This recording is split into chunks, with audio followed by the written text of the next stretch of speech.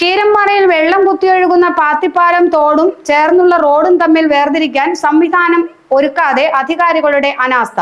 മഴക്കാലത്ത് നിറഞ്ഞൊഴുകുന്ന തോടായിട്ട് കൂടി ഇക്കാര്യം ഗൗരവമായി എടുക്കാൻ അധികാരികൾ തയ്യാറായില്ല.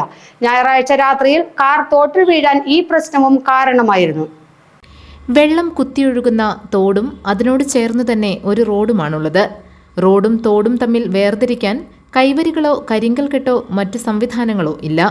വാഹനങ്ങൾ അപകടത്തിൽപ്പെടാനുള്ള സാധ്യതയേറെയാണ്. കാൽനടക്കാർക്കും ഭീഷണിയുണ്ട്. മഴക്കാലത്ത് തോട് നിറഞ്ഞ് റോഡിലൂടെ ഒഴുകാറുണ്ട്. ഈ സമയത്ത് റോഡും തോടും തമ്മിൽ തിരിച്ചറിയാൻ പോലും കഴിയില്ല.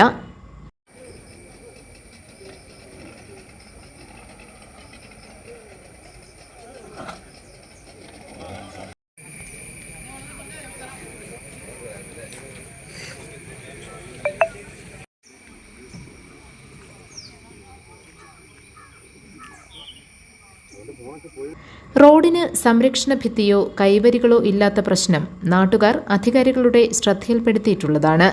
എന്നാൽ ഒരു നടപടിയും സ്വീകരിക്കാൻ തയ്യാറായിട്ടില്ല. കാർ അപകടത്തിൽപ്പെട്ട സംഭവമെങ്കിലും അധികാരികളുടെ കണ്ണു തുറക്കാൻ കാരണമാകുമെന്ന പ്രതീക്ഷയിലാണ് നാട്ടുകാർ.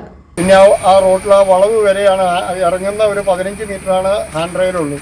അങ്ങേയറ്റം വരെ ഹാൻഡ് റെയിലാണ്. കാരണം കംപ്ലീറ്റ് തോടിൻ്റെ സൈഡാണ്. അവിടെ ഈ രണ്ടടിയിലെ ഈ മയിൽക്കുറ്റി പോലത്തെ കുറ്റിയിട്ടാലും മതി, കാരണം ഇടിച്ച് താഴത്തേക്ക് പോകില്ല. ഇത് വലിയ ഇരുമ്പിൻ്റെ നെറ്റാണ് ഇട്ടേക്കുന്നത്. എല്ലാ വർഷവും ഇവിടെ ഇതുപോലെ തന്നെ വെള്ളം കയറുക. റോഡും വെള്ളവും ഒരുപോലെ നിൽക്കുന്ന സ്ഥലമാണ്.